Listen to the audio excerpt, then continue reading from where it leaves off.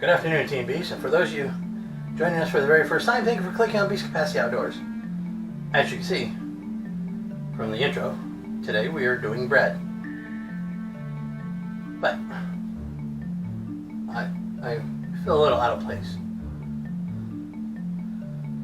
So let me get ready for this today, because every good chef in the kitchen needs a good outfit.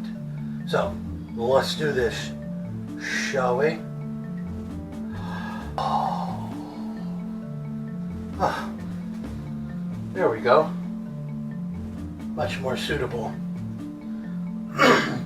We're doing cooking in the kitchen. Oh, my chef's outfit. Oh, this is for all my nerdy, dirty, and curvy friends out there. So today I'm going to be cooking in my chef velour. Well, as I said, today we're going to do bread.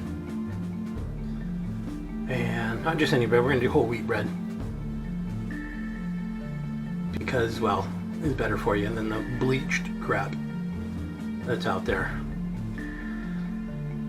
And as you saw, it's Bob Bread's mill. He's very popular in some of the better flours for you out there for baking. Of course, what we're going to do today is we're going to make a hard crust bread. That's why I've got the French roll or French bread baguette cooking tray out, a couple of loaf pans, and then maybe we'll do like a sheet pan thing, depending on what we got time today and how much dough this will make for us. To the ingredients, you've got 3 cups of warm water. You want it warm because you want the yeast to get moving, and a package of active dry yeast or the rapid rise yeast, it don't matter. 2/3 cup of honey. That's going to be in place of the sugar, and it's raw honey, unfiltered raw honey, so fresh spun kind of thing. I get my raw honey from Winco or the local farmer market. I like using Bennett's Bees, Harris Family Apiaries. They got some good honey. And of course, you want to try to avoid the honey that you can get like at your supermarket, because half the time, actually most of the time, it's heavily filtered honey syrup than it is a actual honey. It's a syrup. You're gonna need some oil. I'm using canola oil. Vegetable oil is not too good. It's got a little bit of saturated fats you don't need. Don't use coconut oil. High in saturated fats. If that's something you're watching, your cholesterol, you want to go for stuff that's a little bit lower in saturated fats. Don't worry, eggs. No yoking around. Eggs got a bad rap a long time ago, and the eggs are fine. But anyhow, back. We're looking also at 7.5 cups of whole wheat flour, and you can do half and half if you want. Half pre-sifted bread flour or whatever, if you want. You want a little bit of vinegar. It takes away some of the bitterness that sometimes you can get with wheat bread. A tablespoon of salt and butter to spread on the top, depending on what you're going to do. But for us today, we are going to use some cheese, as you saw, grated Asiago and grated cheddar. One of the things I'm going to put in is some garlic. I was going to put some basil in, but I don't seem to have any right now. We are out of the dry, and we are out of the fresh and we're out of the squeeze. Go figure. Let's get moving, shall we? Okay, Team Beast. So what I did is I put the warm water and the honey into the mixer, put on the whisk, and mix it up to dissolve all the honey, because it's pure honey. It's raw honey, raw unfiltered honey, and so sometimes it'll get a little clumpy, crystallize and all that, so you got to put it in the warm water and dissolve it out. Now what we're going to do is we're going to drop it down here for a moment. I'm going to take off the whisk. Actually, I'll leave it on for a moment. We'll get the yeast going here. Who's your daddy? Who's your daddy? It's fast acting. One package is equal to like 2 1/4 teaspoons. So we'll get that in there, raise it back up. Mix it for a moment. I've already got the salt and the oil measured out. I already put the salt into the wheat flour, which you see right there. And we're going to start adding it little by little. Okay. So, add the salt. And get the dough hook on. Now, with the machine running on low, because you don't want it splashing everywhere, we're going to start adding the flour, little bits at a time. Let's get that going there.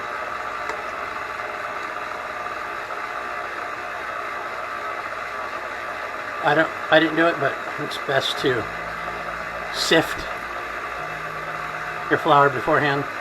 But you can avoid that and just aerate it with a spoon and put that into your cups and level off the cups that way. Keeps it from packing too much flour. As you notice, I'm only adding about 1/4 cup at a time. Now this would be the moment in time where you would add some dry ingredients that are your herbs, spices, stuff like that. Wet stuff, you want to add it this time as well. And because I wanted to do some garlic bread, I'm going to get out the garlic. I'm going to add some to it. And it's not going to take much, it's just minced garlic. Nice tablespoon and a half. And all it's going to do is just add a little bit to the moisture. Remember, you want to keep your mixer on low.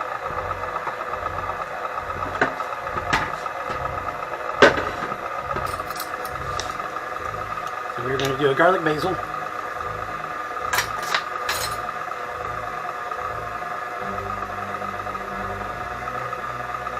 That seems to be about the end of it. I add a teaspoon to it, tablespoon. Let that work in. Now you can always add too much flour, but you can never add not enough.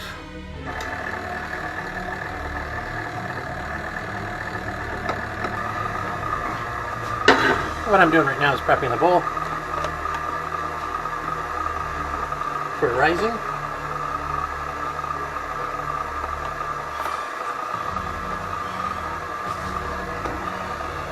And to prep the bowl to rise your dough, you just got to add a little bit of the oil to it. Add a little bit of oil to your proofing bowl. Now, if you notice it's starting to pull away from the wall, that's a good thing. It means it's ready. Kind of climbing the dough hook. Go ahead and scrape down again.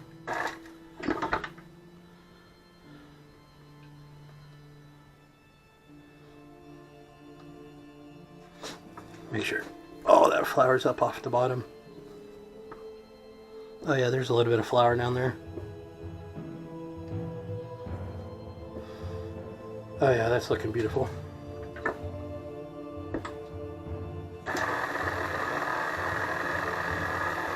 And all this right here is doing is just helping it for later.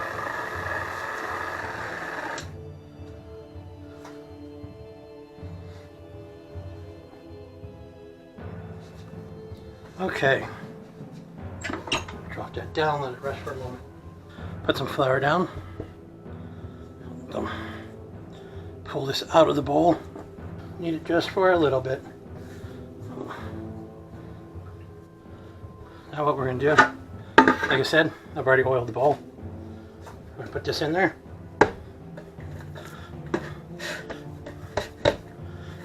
Get it moist because, well, you don't want it drying out while it's in the bowl. There we go. Put some parchment paper on it. And I'm going to shoot it from the angle down here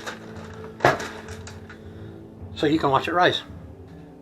I guess the powers that be must be the dark side. But for whatever reason, the time lapse isn't working. I came out and it was shut off. Unfortunately, you're missing the rising. So, and I went ahead. It's kind of cool out right now, so I had to warm up the oven a bit. Very low. You only want to put it on warm for a few minutes, and just let it sit there for a couple hours. It's got to proof. It's got to relax. The yeast has got to work. So once it's done rising, I'll get back to you. Peace. Okay. So it's risen in the warm oven for a couple hours. So look at that. It's doubled in size. Now, to tell if it's ready, poke it, and if it deflates, it's ready. Throw down a little bit of flour. Punch this down. Put it on the table. Counter. There we go. Just kind of tightening it up a bit. And cut it in half. Now, this will be the baguettes. So, let's go ahead and get this into split. There we go.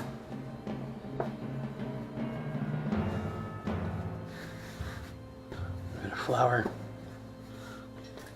Just a spray, cooking oil spray. We're going to take our baguette pan, spray it down.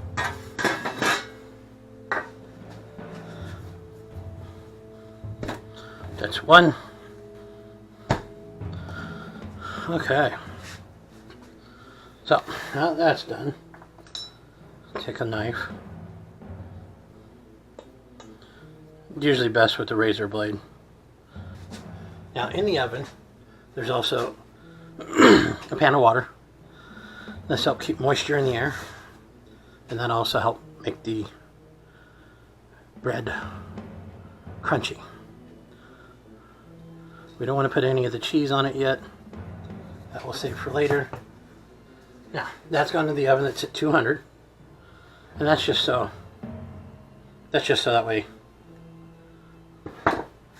the bread has a little bit of time to rise before turning up the heat, because we're going to turn up the heat to 350 degrees, and well, for now it's going to be at 200 degrees for about 10-20 minutes to let it rise and double in size, and then we're going to turn the oven up to 350 degrees and let it sit there for 25 minutes. So, and then once it's done, be nice and crispy outside and crunchy like a French bread is. So let's go ahead and get this next one prepped. Cut it. Now this one, now we're not using a rolling pin.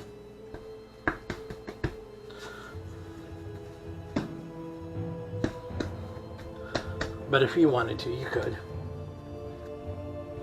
Going in the low pan. And then we're just going to roll it up like a jelly roll.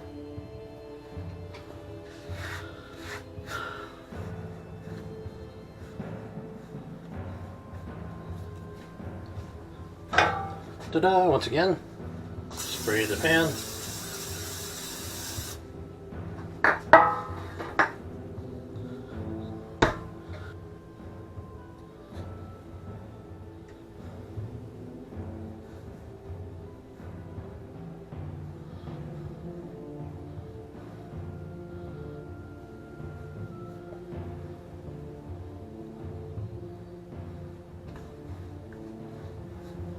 And then roll it back and forth to kind of seal up the seam. When you can pinch it, pinch that seam closed.